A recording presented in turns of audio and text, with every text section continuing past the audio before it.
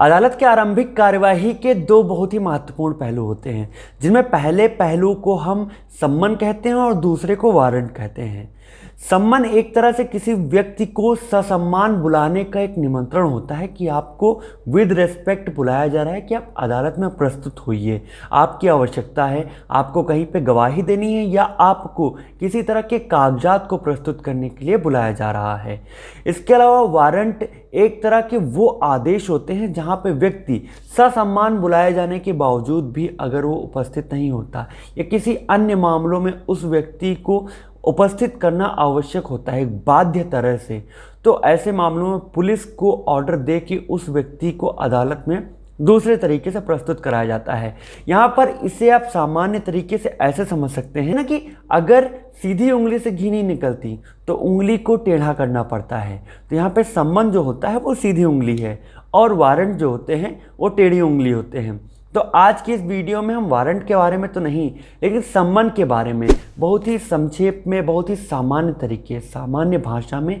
इनके बारे में कि सम्मन होते क्या हैं, इनकी मीनिंग क्या है, इनके टाइप्स क्या हैं, इनके आवश्यक तत्व या इनके एलिमेंट्स क्या क्या होते हैं और इसके अलावा ये कैसे किसी व्यक्ति को सर्व किए जाते हैं, इनकी तामीली कैसे होती है। और अगर कोई व्यक्ति ज़्यादा चकन ज़्यादा काइयाँ बनने की कोशिश कर रहा है, सम्मन से बचने की कोशिश कर रहा है, स्वयं को बचाने की कोशिश कर रहा है, तो उस कंडीशन में उस व्यक्ति के साथ क्या हो सकता है, इन सभी फैक्टर्स के बारे में, इन सभी चीज़ों के बारे में बात करेंगे। तो बिना किसी अनावश्यक भूमिका के चलिए आराम से प्रारंभ करते हैं।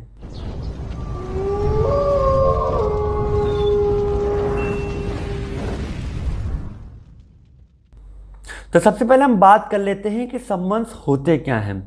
तो सिविल और क्रिमिनल दोनों ही मैटर्स में, सीपीसी और सीआरपीसी दोनों में ही सम्मन की डेफिनेशन, इनकी परिभाषा नहीं दी गई है। लेकिन सामान्य शब्दों में सम्मन वो ससम्मान निमंत्रण होते हैं जो किसी व्यक्ति को अदालत में प्रस्तुत करने के हेतु, उनको प्रत्यक्ष रूप से प्रकट करने के हेतु भेजे जाते हैं, या फिर इसके अलावा सम्मन दूसरे फॉर्म में, दूसरे तरीके से तब भेजे जाते हैं जब किसी तरह के डॉक्यूमेंट को, कागजात को प्रस्तुत करना आवश्यक होता है।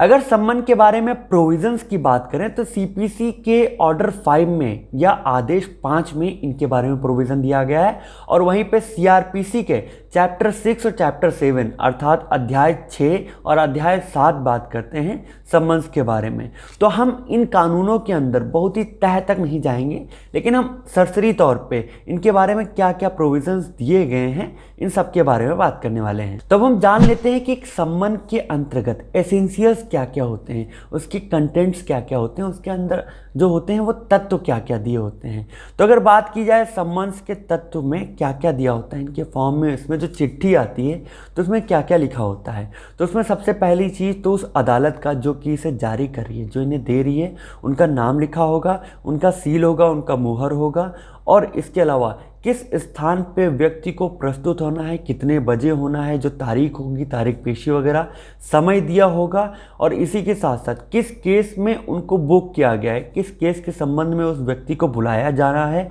उसे एक अभियुक्त के तौर पे बुलाया जा रहा है या फिर उस व्यक्ति को एक गवाह के तौर पे, साक्षी के तौर पे बुलाया जा रहा है। तो ये सारी चीज़ें उस सम्मन में उसमें मेंशन होती हैं। इसके अलावा जो सम्मन होते हैं वो अगर इंग्लिश में देखा जाए तो सम्मन को सम्मन्स लिखा जाता है। इनको सम्मन्स इसलिए लिखा जाता है क्योंकि ये 2 कॉपी में होते हैं, जिनमें पहली कॉपी जो होती है वो सर्व करने वाला ऑफिसर रखता है और दूसरी कॉपी वो उसको दे दी जाती है जिसके नाम से सम्मन इशू होते हैं या जारी होते हैं। अगले पॉइंट में हम बात करते हैं टाइप्स ऑफ सम्मन्स की, या सम्मन्स के प्रकार क्या क्या होते हैं। तो अगर सरसरी तौर पे, मोटी तौर पे बात की जाए तो सम्मन 2 ही तरह के होते हैं, जिनमें पहले सम्मन वो होते हैं जो कि किसी व्यक्ति को अभियुक्त के तौर पे प्रस्तुत होने के लिए, अगर वो किसकी खिलाफ अगर उसमें मुकदमा किया गया है तो उस मुकदमे में अपना बचाव करने के लिए जब उसको बुलाया जाता है, अदालत में प्रस्तुत किया जाता है, तो ऐसे तौर पे जब अभियुक्त के तौर पे भेजा जाता है तो ये पहले प्रकार का होता है।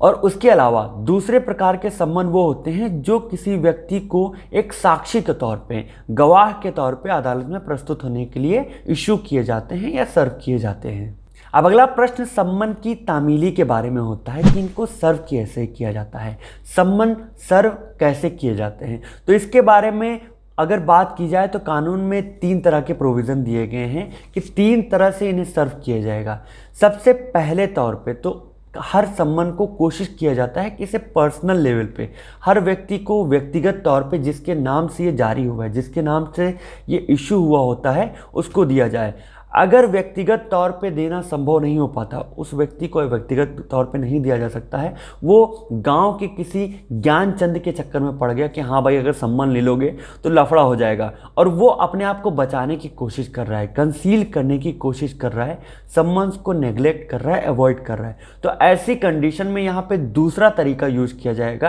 कि उस व्यक्ति के घर के जो मेंबर्स होंगे, उनमें जो एडल्ट मेंबर होगा, उनको सम्मान सर्व किया जाएगा और उनका सिग्नेचर लिया जाएगा। इसके अलावा अगर ये दोनों ही तरीके प्रभावी नहीं होते हैं, निष्फल हो जाते हैं, तो तीसरा तरीका अपनाया जाएगा जिसको सब्स्टिट्यूटेड सर्विंग कहते हैं। तो इसमें क्या किया जाता है कि उस सम्मन को उस स्थान पर चिपका दिया जाता है जहां पर वो व्यक्ति जिसके नाम से सम्मन सर्व हुआ है वो उसे आसानी से देख सके, पढ़ सके।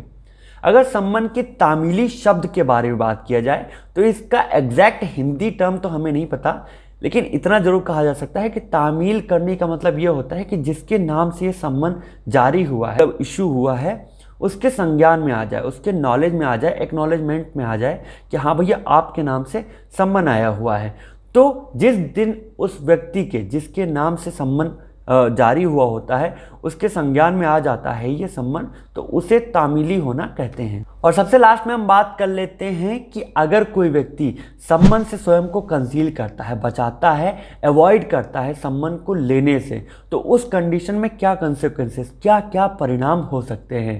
तो इसके बारे में तो यही कहा गया है कि अगर कोई व्यक्ति स्वयं को सम्मन लेने से बचा रहा है, अपने आप को छुपा रहा है कि हाँ भैया सम्मन मेरे हत्थे ना चढ़े, तो ऐसी कंडीशन में अदालत अगर पहला सम्मन उसे सर्व नहीं हो पाया है, फेल हो गया है, तो उसे दूसरा सम्मन जारी करा जाएगा। और अगर ऐसे करके दूसरा सम्मन भी फेल हो जा रहा है, आवश्यकता पड़ने पर उस व्यक्ति के नाम से वारंट जारी किया जा सकता है और उस व्यक्ति को फिर पुलिस वाले उठाकर अदालत ले जाते हैं, प्रस्तुत कर देते हैं। तो ये था सम्मन के बारे में बहुत ही संक्षेप में, बहुत ही सामान्य भाषा में कुछ आवश्यक तथ्य। आई होप आपको ये सारे ही तथ्य, सारे ही फैक्टर्स अच्छे से समझ में आ गए होंगे। बाकी के लॉ से रिलेटेड वीडियोस, पॉइंट्स, टॉपिक्स और अमेंडमेंट्स के लिए हमारे साथ बने रहिए। धन्यवाद।